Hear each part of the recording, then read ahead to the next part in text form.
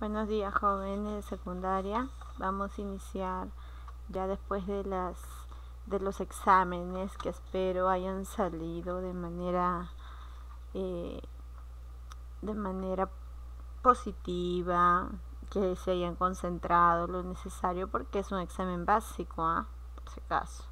Había una que otra pregunta de examen de admisión, pero en lo general fue lo que trabajamos durante esos 4 temas o 5, creo. Entonces, al terminar ya la semana de exámenes, vamos a iniciar con este nuevo tema que ya entraría junto al anterior para el bimestral. Sí, es un tema sencillo. Vamos a hablar de la parte teórica y al final les voy a hacer un síntesis, ¿ya? Porque es un poquito confuso. Vamos a hablar de la teoría de derecho. Y para hablar de esta teoría vamos a mencionar a un jurista, filósofo austriaco de origen judío, que es Hans Kelsen, que es este señor que está aquí. Y como ya sabes, pues tienes que familiarizarte con su cara, porque ya sabes que a veces viene en el examen, ¿verdad? Muy bien. Este filósofo jurista tiene algunas teorías sobre el surgimiento del derecho antes de concretarse y estar dentro de la Constitución Política del Perú. Muy bien, continuamos. Para empezar, ¿qué es una teoría de derecho? Es un conjunto de normas que regulan la conducta externa de las personas. Si tú recuerdas, cuando nosotros analizamos la CPP, que es la Constitución Política del Perú, hablamos de aquellas normas que están en capítulo 1, capítulo 2, etcétera, donde se habla de los derechos y deberes de la persona, derechos y deberes de alguna empresa, es decir, es aquella carta magna que regula, ¿verdad? Regula todos los derechos. Es como nuestra mamá que nos dice cuáles son nuestros derechos, cuáles son nuestros deberes y si es que no las cumplimos según la gravedad, de qué manera vamos a ser sancionados. ¿Listo? Muy bien. Etimológicamente, la palabra derecho viene de un latín vulgar que es directum. ¿Qué significa directum? Que recto, razonable, ¿no? Y presenta las siguientes características fundamentales del derecho, es decir, constituye una norma jurídica. Esta norma jurídica se encuentra en la Constitución Política del Perú de la actualidad. Ahora, ¿cuándo entró en vigencia la Constitución Política del Perú? Entró en vigencia el 29 de diciembre de 1993. Muy bien, sigamos. A ver. Espera, y ahora sí. Muy bien, entró en vigencia, como lo habíamos dicho, el 29 de diciembre de 1993 y estos derechos que son para todas las personas permite una convivencia social en paz y tranquilidad, donde va a predominar la razón y la justicia. Ahora, es importante, vamos a preguntarnos, porque recuerda que la Constitución lo que hace es regular el comportamiento y sancionar también los malos comportamientos según la gravedad. Ahí está mencionado. Pero es importante, veamos, es importante porque dice que permite coordinar y armonizar, ya que al saber que tenemos algunos problemas según la gravedad, y si tenemos en cuenta la Constitución, vamos a saber de qué manera vamos a ser sancionados.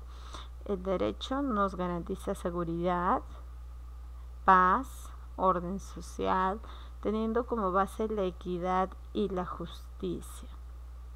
Sobre todo la razón, ¿no es cierto? Todo con el fin de una convivencia social en paz y tranquilidad. Bien, La teoría del derecho natural, bueno, en realidad la teoría de derecho se divide en dos, según Kelsen, en una teoría de derecho natural y en una teoría normativa de derecho. Vamos a ver primero la teoría de derecho natural, ¿sí? Aquí está. Teoría de derecho natural y teoría normativa de Kelsen. Cuando hablamos de una teoría de derecho natural, estamos hablando o se va a hallar aquí un conflicto normativo. ¿A qué se refiere? Te voy a contar primero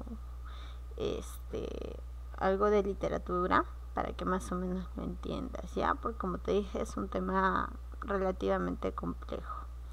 Si recuerdas a Sófocles, ¿verdad? Ya bien. Sófocles hablaba de Antígona, que era una diosa, quien tuvo su hermano llamado Cleonte. Él murió por decisión del rey. Él generó una desidia, que es una desidia o un desorden público, y por esa razón el rey determinó que su cuerpo no sea sepultado, teniendo en cuenta de que un derecho, según la Constitución, dice que es derecho natural que la persona que haya fallecido sea sepultada. Sin embargo, este rey dijo que no debería ser sepultado. Y el no ser sepultado era el peor castigo dentro de su cultura, ya que así él no descansaría en paz.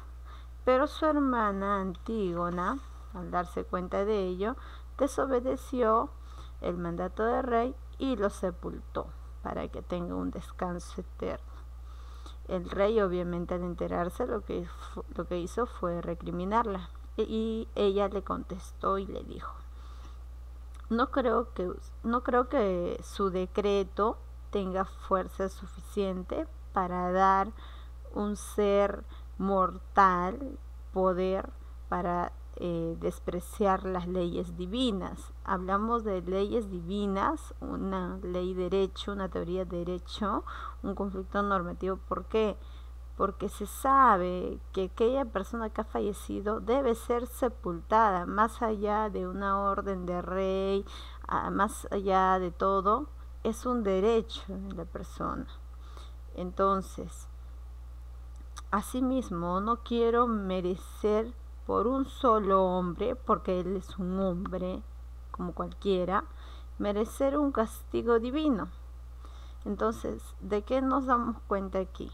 De que la ley natural, ¿ya?, tiene valor, no escrito, porque todavía no está estipulado en la Constitución, pero ya habían derechos naturales, como era el hecho de sepultar. Era inmortal, inmutable, que no cambia, eterno, universal para todos, intrínsecamente válido, ¿no?, como personas, y estaba basado en la cultura que se desarrollaba en aquel entonces. Entonces esto generó un conflicto. En la ley natural decía que todos debían ser sepultados. Ese derecho es una ley divina, que esta ley divina va a superar a la que vamos a ver, que es la ley positiva, es decir, la ley humana, la que el hombre va a decidir sin tener en cuenta, en este caso, la Constitución política. Es decir, si al rey se le ocurre ahorcarlo, lo va a hacer por simple gusto. Entonces, este tipo de derecho carece de valor. Y a diferencia de la ley positiva, tenemos la ley natural, que sí tenía valor. Entonces, basándonos en lo que te comenté sobre Antígona y Cleonte, ¿no?, según la ley natural, él debía ser sepultado. Más allá del error que haya cometido, tenía el derecho de ser sepultado. Pero la ley positiva, que era gobernada o que era mandada por un humano, decía que él no debía ser sepultado. Entonces entendamos que una ley natural tiene valor y supera a una ley positiva que carece de valor porque no se hace lo que una persona haga por conveniencia, sino se hace en base a lo que dicta un documento que se realiza de manera en consenso, ¿no? Que es el caso de la Constitución. Bien, en cuanto al derecho, ya te mencioné sus características y bueno, están basadas en la cultura. Ahora, vamos a hablar de la teoría normativa de Kelsen.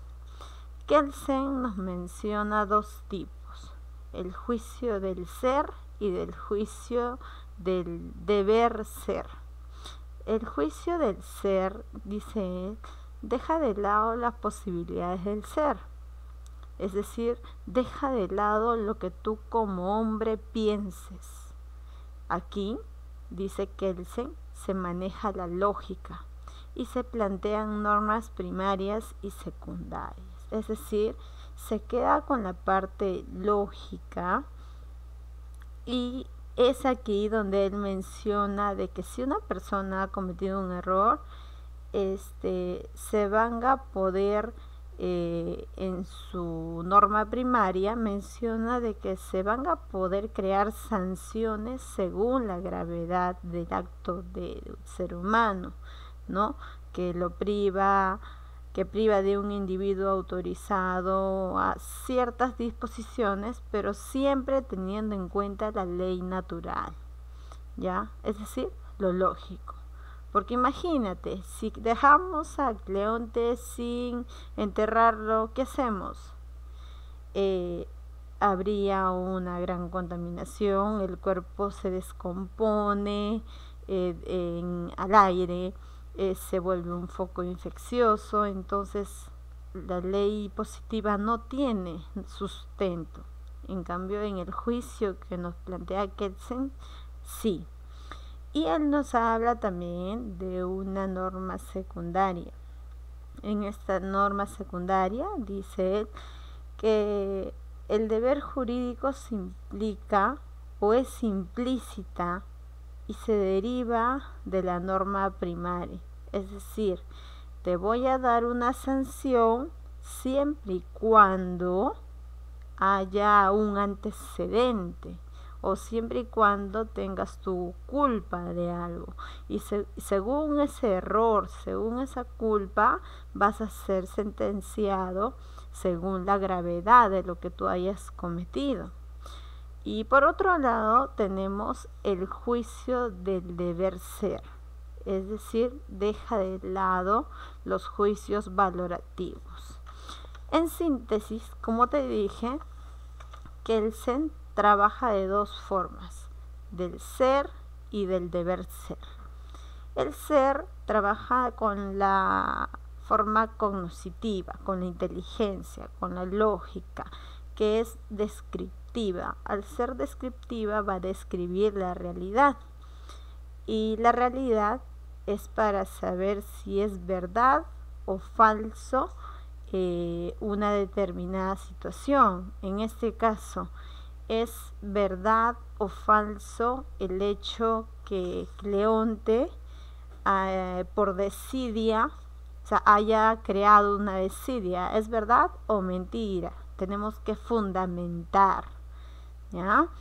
Una vez declarado si es verdad o mentira, ya se decretarán los castigos porque ya hemos buscado las razones, los antecedentes, hay fundamento para saber si es verdad o mentira y lo hemos hecho de forma descriptiva dirigida al ser.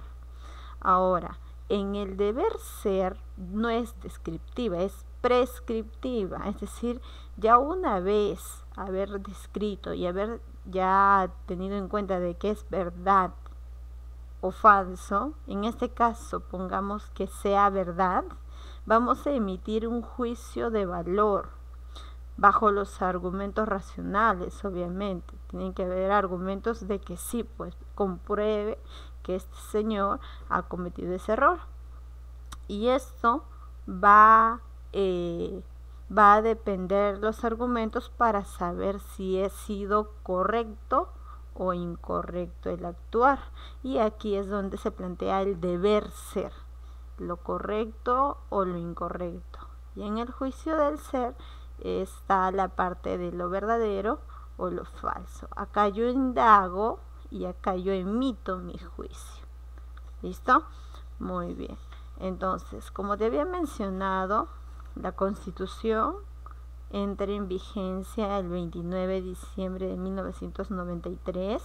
Es donde ya podemos basarnos bajo un documento en la que se estipula, pues no, según el grado, los castigos que se van a recibir.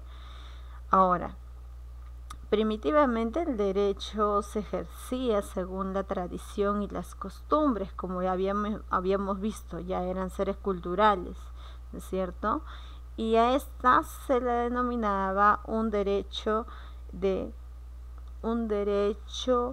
consuetudinario. ¿Qué quiere decir? Que ha sido bajo costumbres. Es decir, el derecho se origina de esa manera, de las costumbres. Por eso es que en los pueblos andinos todavía existe esto de los castigos, no llevándolos a la vía judicial, sino los castigos del pueblo, que es lo que hacen, amarrar al ladrón y hacer justicia por ellos mismos, pues no, y golpearlo. Entonces eso no estaría establecida dentro de Kelsen porque no se estaría utilizando la lógica.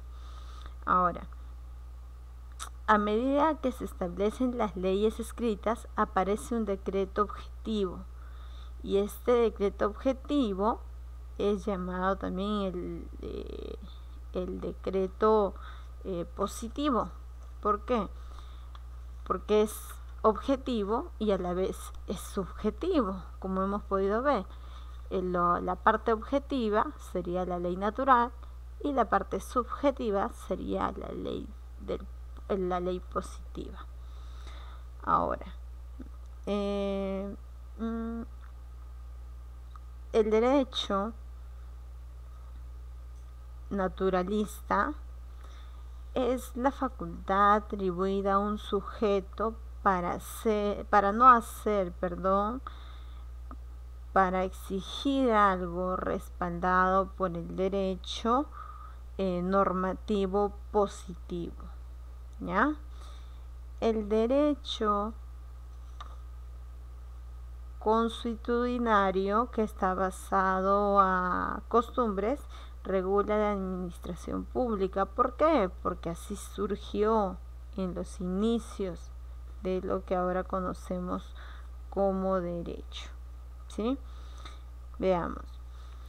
El derecho consuetudinario, que es como se origina el derecho natural, es un conjunto de leyes que permite al Estado imponer penas a autores de delitos y faltas. ¿Por qué? Porque vamos a poner en práctica el juicio del ser, es decir, el investigar, al juicio del deber ser, la sentencia.